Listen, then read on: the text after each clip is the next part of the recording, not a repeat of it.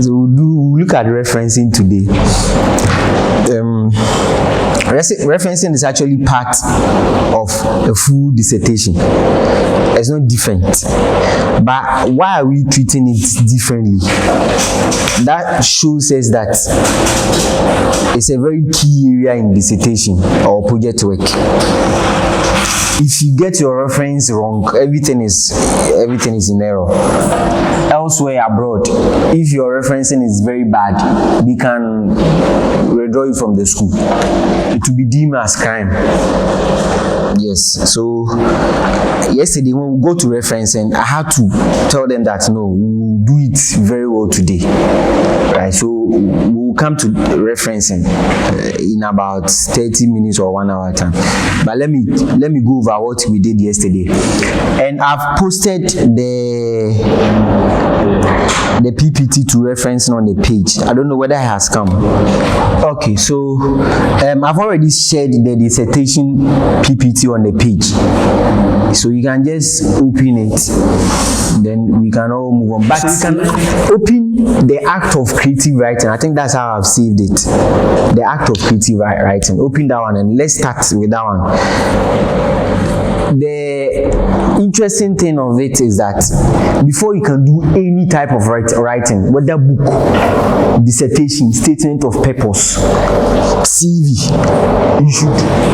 it is very, very key. Trust me. If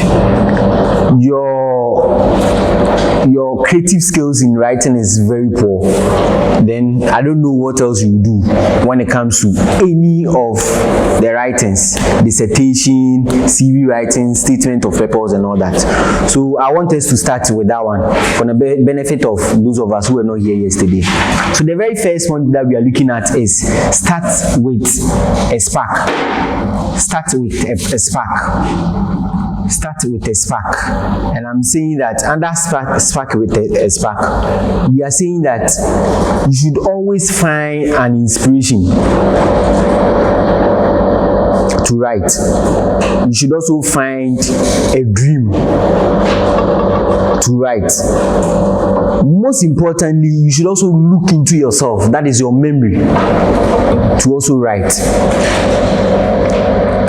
Sometimes it could also be throughout a conversation you are having with someone to also write, or a prompt. We are saying that let your imagination run you wild. All what we are saying is that when it comes to writing, everything is within you. Whether it is dissertation that you are going to write, or it is a statement of purpose you are putting up, CV, it should start within you. What exactly do you want your write-up to be? You should imagine it even on the face of the surface before it goes on the paper or you go on the computer to even type. It is very, very important. So some writers I've met, if you ask them their inspiration for writing, one of them told me a very funny stuff, that once he sees a woman body, he's compelled to write. Yes, very funny, but I mean, that is his inspiration to write.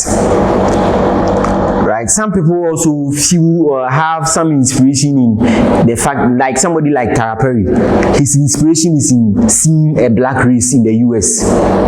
Whether the black race is suffering or they are enjoying, his inspiration is a black race. So if you watch Tara Perry movies, you would see that everything that he does is about projecting the black race. That my friend that sees the body type of a woman that he start writing, once you meet his write-ups and his book, you realize that all what he's writing is mostly about women, because I mean that is his theme. So we are saying that carve a theme for yourself, get a niche for yourself, carve that kind of inspiration that you are going to write on to write. It is very important. The next point, we are saying that free write. Don't restrict yourself.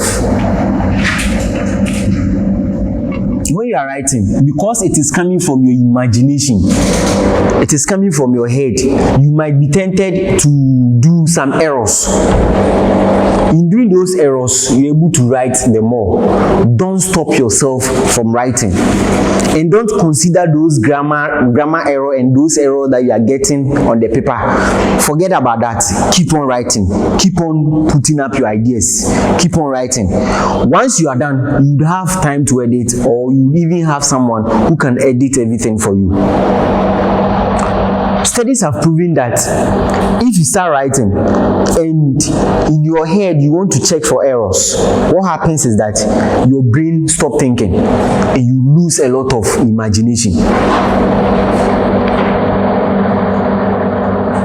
So you are advised to freely write. When we were young, they used to tell us that the mind is faster than the hand, or the hand is faster than... Which one was it? The hand is faster than the brain. Is it not the brain which is faster than the hand? The mind is faster than the hand. And this one is the hand is faster than the brain. So which one is correct? The brain. Because the brain is actually controlling how you are even writing. Not to talk of that same brain telling you what to write. So you see, the brain at that moment is saddled with a lot of things. So you have to allow yourself to write. I write all the errors. Me, if you take the book I've written, that very book, if I give you the original transcript, you will not even love it. There were a lot of errors. Some unimaginable errors. I only got to know it when I sent it for it to be edited. And my editor too, her mouth is very, very hard.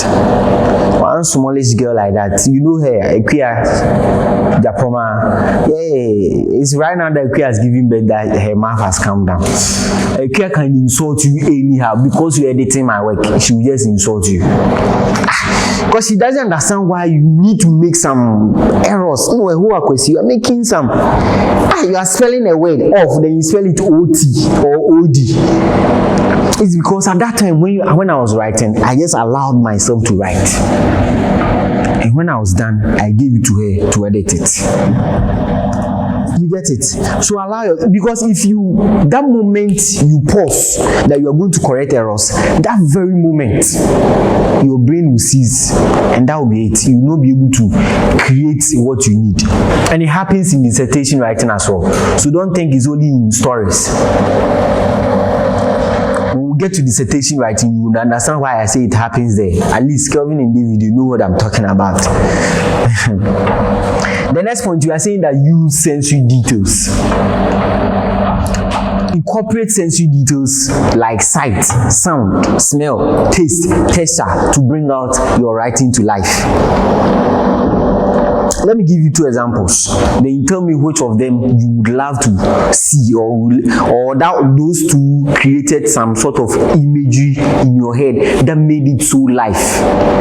The first one, Ama and Akwasi fought. That's the first sentence. Ama and Akwasi fought.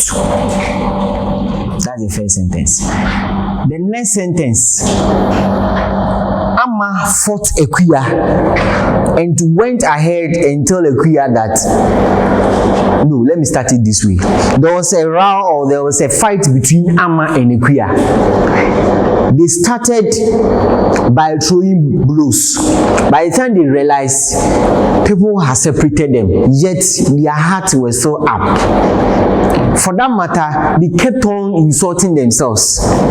At a point, Ama blatantly said, Akwasi vagina stinks. And for that matter, Akwasi got angry and took the matter to the police station. Alright, so 2 scenarios. Which of them would you want me to continue? The first one, Ama and Akwasi fought. The second one, you remember the story now. Which of them? Yes, you just gave me a smile. Which of them genuinely do you want me to continue the story? The second story, it's actually a true story. It happened in 1960. I guys are aware of this. Didn't it happen in 1960? It happened. Oh, I'm not lying. I can give you it's actually a court case that we handled in court. The real citations when Chua versus Udua, and it happened. They fought. If you read that matter very on my page, the description. At a point, the lawyer went to court and told the judge that the words the woman used was so hard that he can't repeat them in court. Do you know what the judge said? There's no bad language before the court.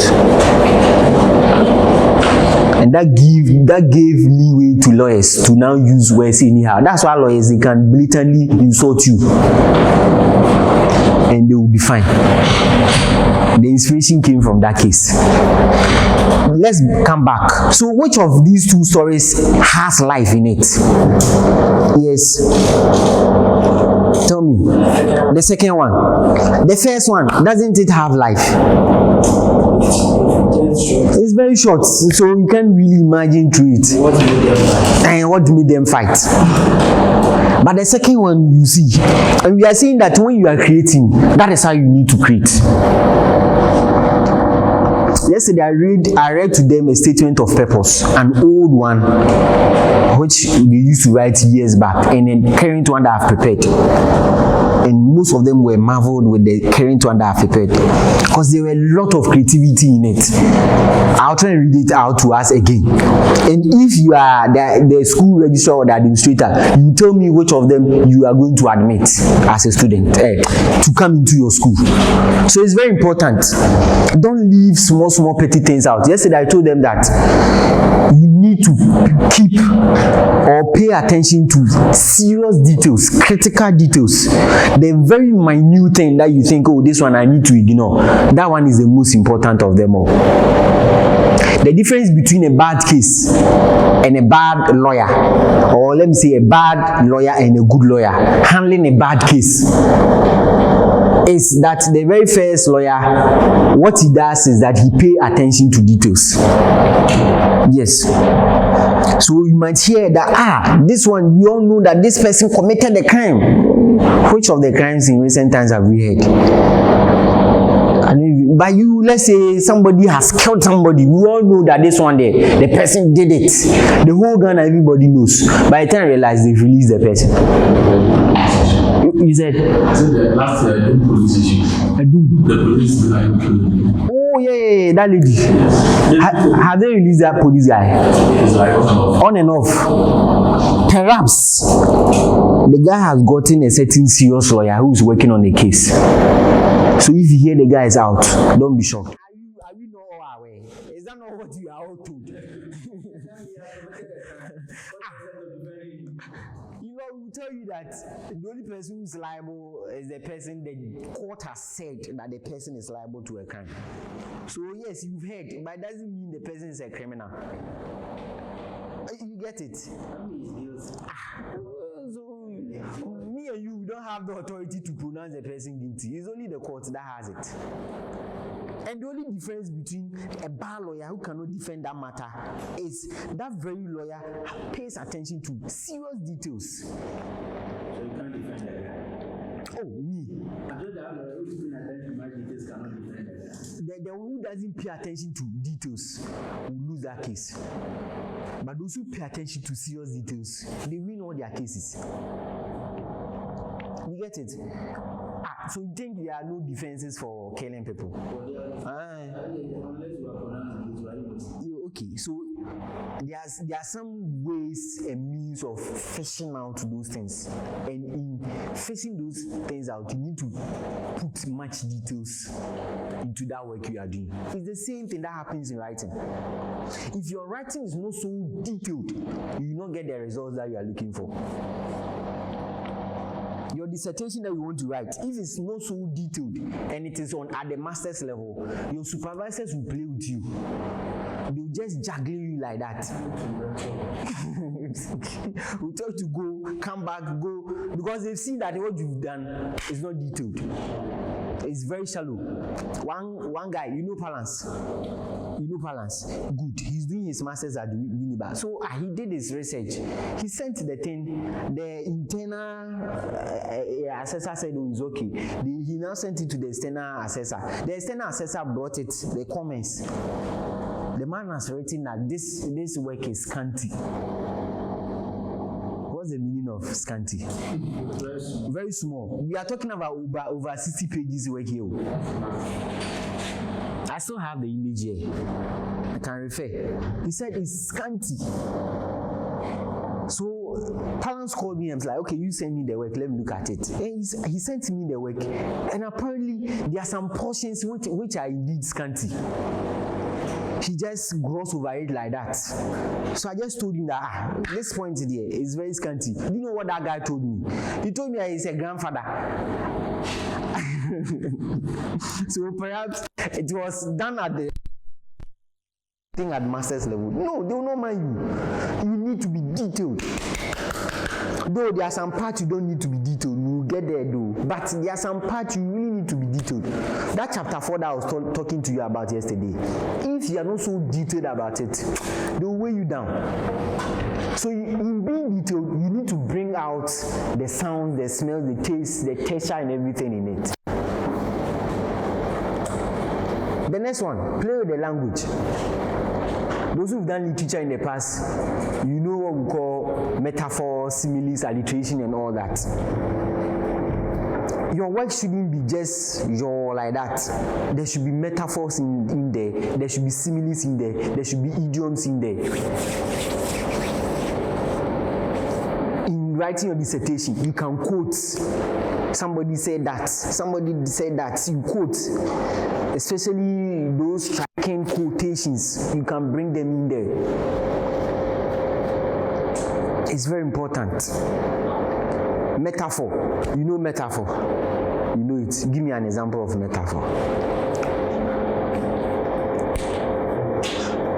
Okay, let me give you the easier one. You know simile.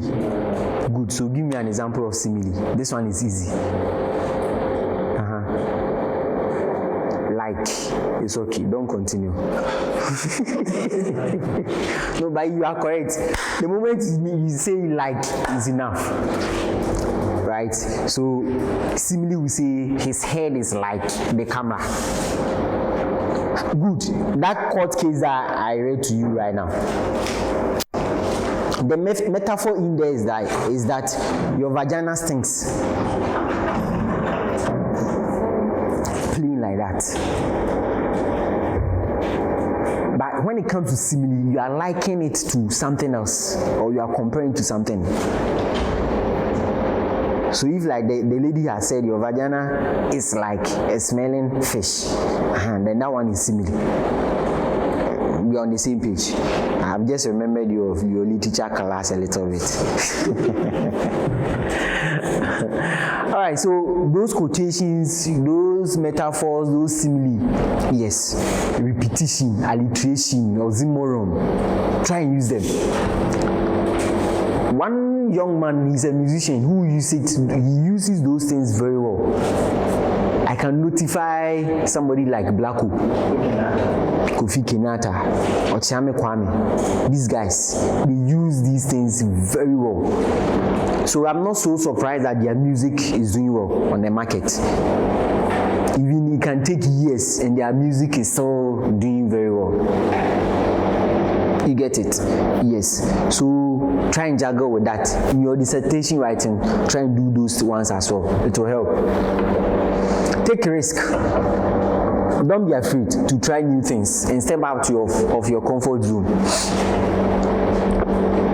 Creativity is most times at the unexpected places. Yesterday I was telling them how I got to write that statement of purpose. For years, since 2019, I've never written any statement of purpose. And I remember, you need to follow a certain format. And told them you were volunteering, some format like that, which is okay. But the other day, once you are done with following that format, the thing, if you start reading, it's not interesting to read any longer. I showed them one of them. Today I'll show it to you when I get to that side. So I sat down and I'm like, why not me being creative on this statement of purpose? And I went through it. I started creating some stories around whatever they needed. If it's they asking for my previous course, I'll craft it around the story. If it's they needing me why I am applying for that scholarship or why I'm applying to read that course, it is around the story. And nice things. And for this time around, I did the unexpected. They gave a guideline, but in that guideline, I have to follow a different format to still be in their guideline. I didn't have to strictly follow their guideline. And that's what we are seeing. What if after doing it and I deviated? That is the risk part that we are talking about here. They would have just crossed everything out. But he was able to do it within what they needed. Just that I was so creative around it. And it helped. So don't be there and say, oh, you are shy of being creative and all that. The next one, we are saying that show, don't tell. Instead of telling your readers what is happening, show them what is happening through an action or a dialogue or a body language. We come back to our first story. Akwasi and Ama is fighting. Then the next one that I narrated, long one. Which of them is showing you the reality and which of them is just telling you what happened? Still the second one. The second one is telling you, showing you, right? And the first one is just telling you. So we are saying that in your dissertation writing, if you are saying that you interviewed students or you gave out questionnaires, let us know what really went into the questionnaires.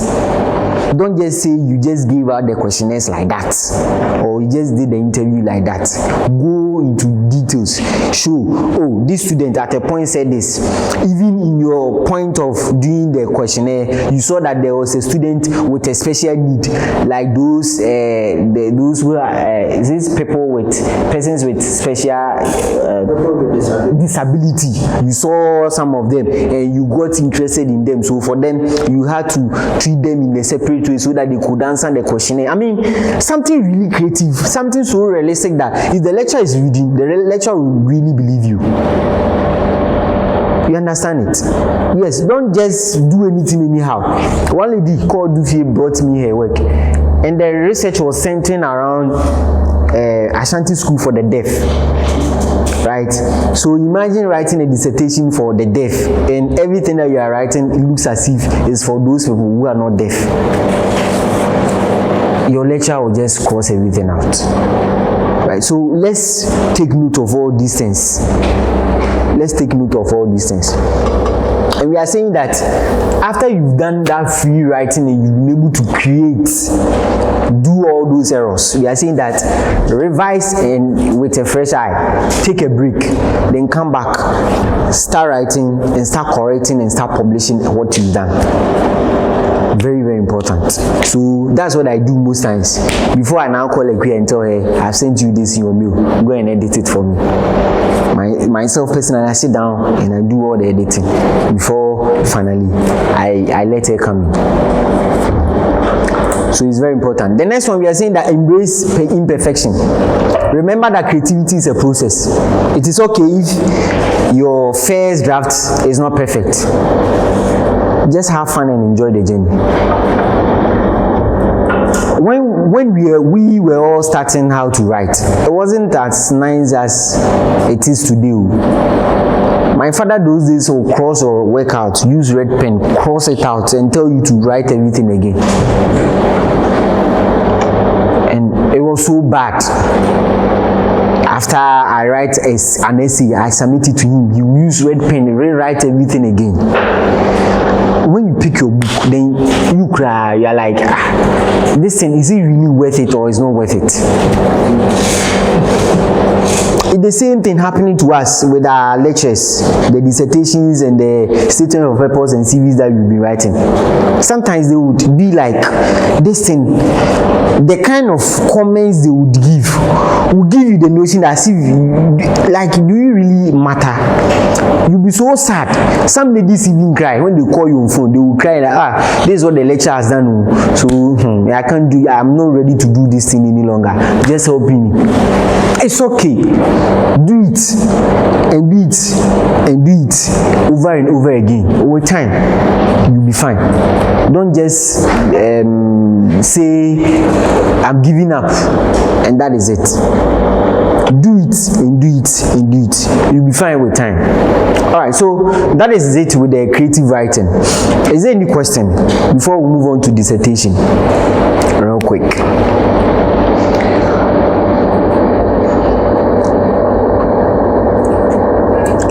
question? Young ladies, you don't have questions. You have. Ask.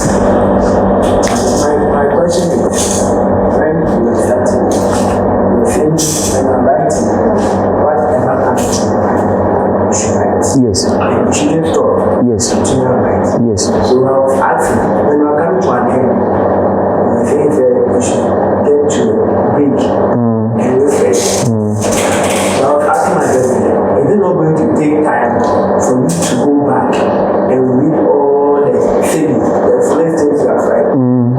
Is it not going to take time for you? Okay, that's good. Now, this is what I use as a strategy. Me, I write at night. During the day, you will not see me writing, but at night. Now, I use the whole night to write everything. When I'm done, I sleep. I don't look at the work. I sleep. When I wake up in the morning, and as part of my normal daily activities, if there's nothing doing, I have a loose day. I start reading those foolish things I wrote. Then I start making them perfect. So you see, when I do the polishing, the time that I don't sit down to write, the time that I have a loose day, like I'm not doing anything, that's when I now sit down, and so I'm not wasting time at all. You get it? So we are not saying take a break like at that moment. Remember I said that immediately you stop, what happens is your brain will also shut down. So finish everything. If it is chapter 1 you've decided to write today, finish it. When you are done, you rest. Probably rest for an hour or 2. Come back and let's see the magic you can work in doing the editing all over again. You get it? So it's really not a waste of time, but you are rather polishing and doing the thing right and getting the right thing to come out. Who is your favorite author? Do you have one at all?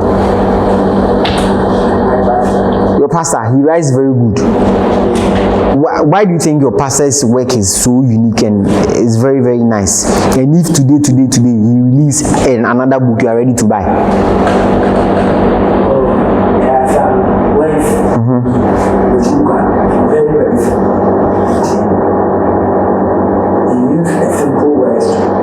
To describe those ones.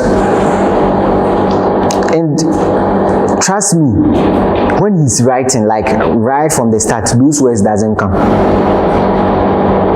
Those words that attract you to the books, it doesn't come.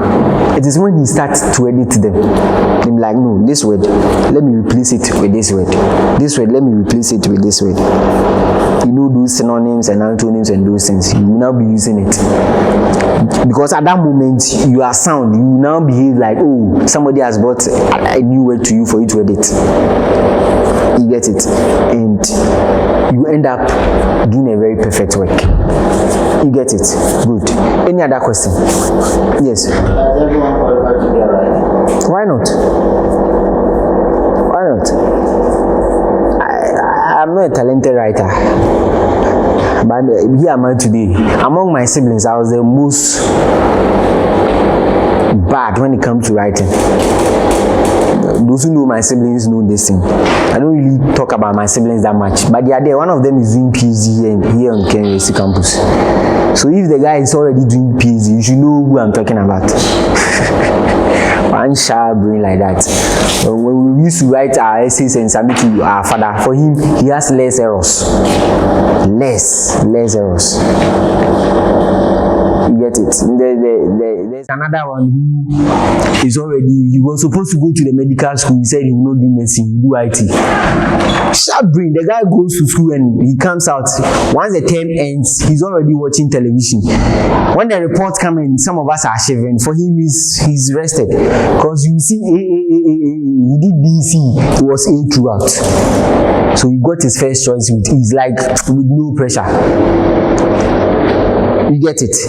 Yet, among all of us, I am the one who does a lot of writing, and I have a book as it stands now. My brother who is into PhD, who is doing his PhD right now, is just recently he started writing because the PhD demands that. You get it? So it's for everybody. It's not limited to a certain group of people. If it's about the talent, then I wouldn't be standing here. I wouldn't even qualify to teach you how to write. You get it? Yes. So everybody, once the inspiration is there, you feel the aid to write. Why not start writing? It's good. Don't cast some insinuation on yourself that, oh, for you there, you don't really, or you can't really write. No. Don't do that. Start writing. Show your ways to people. Yes, they will intimidate you, but keep on doing it. My very first book that I've written, one of the finest stories I've ever written is that book. I showed it to one Nigerian movie director, and I was like, you can put a screenplay on it and start shooting this. And he told me, no, this work is not part of the works that I publish as a director. Is that not a sad statement? It is. But I didn't ignore that one. And I asked him, okay, so what kind of stories do you want? He told me the kind of story he wants. I said, okay, give me 6 months. I'll give you the story you want. Because I want you to. So we start the dissertation with abstract.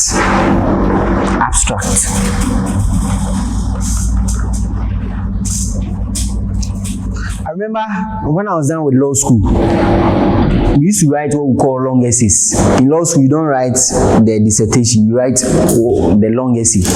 So you yourself, you create your own case, then you start writing on it. You start arguing on your own case. It's interesting in the law school. People are not able to do that anymore.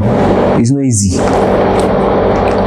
Right, so I was done with mine. I did a 20-page argument on my own case. I was writing something on constitutional law, on I think the presidential immunities, the immunities the president enjoys. I think I was writing something on that, if I remember. Or they putting people into prison when those people have not been tried. I've forgotten, but it's around that area. So after all my arguments, I showed my work to my father to mark it for me. By the way, he's a lecturer, an English lecturer, so that's why I keep referencing him a lot, because most of the writings I do, he does the editing. So as usual, I send it to him to mark it, and this man watched the abstract. He called me to come and see him. I went, and his reason is mostly on the abstract. His first question is, why is the abstract too long like this? Abstract, you're not supposed to write more than 500 words. So maybe you'd have to reconsider writing the abstract all over again. And I had to now sit down and redo the abstract all over again. Before we did some few grammatical errors, then I was able to submit the work. So the abstract is very, very important. What you don't know is that most lecturers will read your abstract before they will come and read the main work. And how you've constructed your abstract will determine the grade right from the onset. So if they will give you A, it will rely on the abstract that they read. If the abstract is that long one that doesn't say anything meaningful, then they will just write D down. Then they will read the rest and see maybe something will change their mind. So let's take very cautious about this abstract. Abstract is a short introductory statement that contextualizes your research, outlines your methodology, and summarizes the findings. First of all, it's short. Second of all, it's an introductory statement. Third, it outlines your methodology. And the last one, it also summarizes your findings. And we are saying that do all these things in less than 300 words. So if I were you, I would do them like one sentence. You get like 4 sentences, then you end. But as a matter of fact, be creative with your abstract. You can start with a story and end with a story. A very short story. You can end with another short story. Or you can start with a quote. This person said this. Then you write the abstract around that person. me give you an example of the story so that you'd understand. Now, taking you back to what I did in law school, probably, if I remember, it's under arrest. How people are arrested, and those people, they are thrown behind bars. Then for about days, they will not send them to court. They will release them after 1 week. So when we're growing up, they will tell you that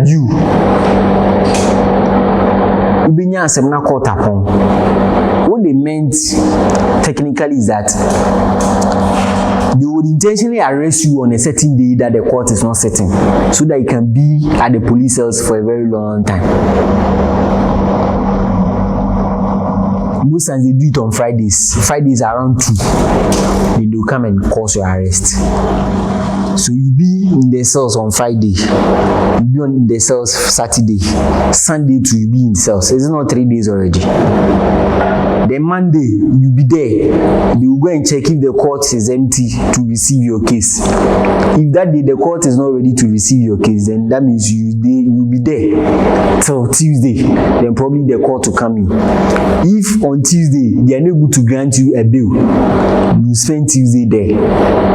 Then probably Wednesday, if your bill is now over, they will say, okay, let's do some paper nonsense.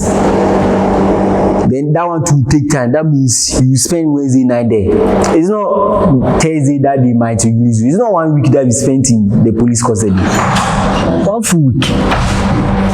And we realized that one was against the Constitution. Article 14, 15, 16, 17, 19, 17, all of them is talking about the fundamental human rights, especially somebody who has been arrested and put behind bars. And apparently it has been in our Constitution for a very long time, but nobody cared about it. So my research was centering around it. Until one lawyer stood up, went to court, and the court said, no police should ever do that. So if a police officer today would want to arrest you, they will now go and check the court to see if a judge will sit before they will come and arrest you. If not, and they will come and pick you up on Friday, and they will delay until Monday before they send you to court. Once they release you, you can cause the police arrest, as in you cause the IGP arrest, or you bring a case against the IGP. In thoughts, you can get good money out of it.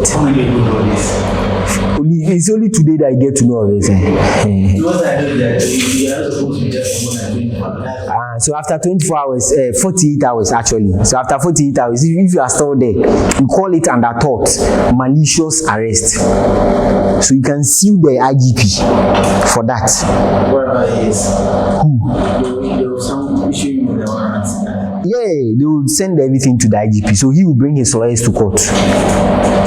If he loses, you get money.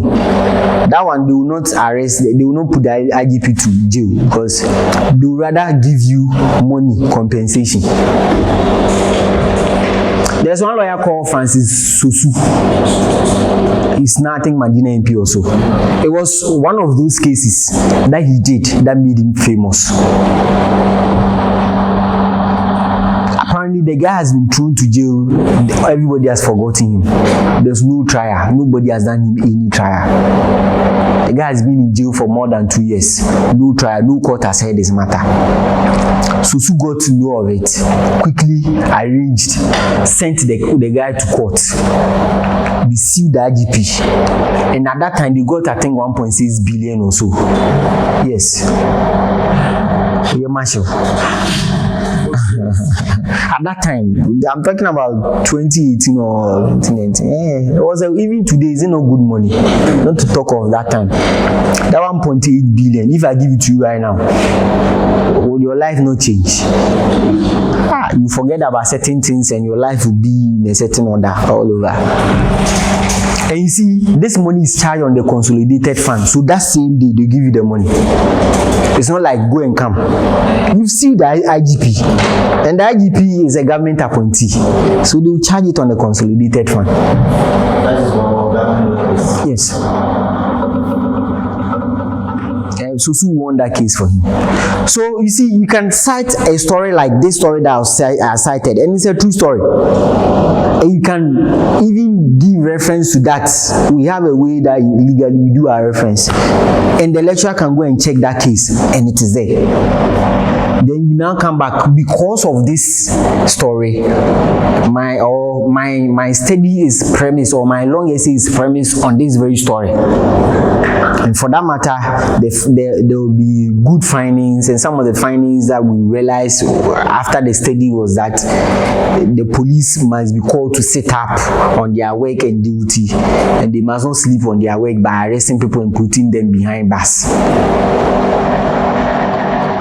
The methodology use interview or questionnaire, then you are done. This thing that I just said will even be up to 50 words, very few words, but probably the story that came out would elongate it. You are done. Something brief, concise, straight to the point, giving a full summary of what went on. Then we are also saying that the abstract is the opening of your dissertation. Is that very first thing that the readers will pay attention to before any other thing. Like I told you, your lecturer will give you an A based on your abstract. Meanwhile, he has not read everything. But if your abstract is so catchy, he will quickly put the A down and see whether indeed the rest will be nice. If it is a storybook, it's abstract that will make readers buy your book. If your abstract is not good enough, readers will not buy it. They only see it on the bookshelf and they will never buy it. It doesn't matter whether you have a good story to tell or not. So abstract is very, very important. And like I said, it should just be a page summary. Less than 300 words. Let's move on to chapter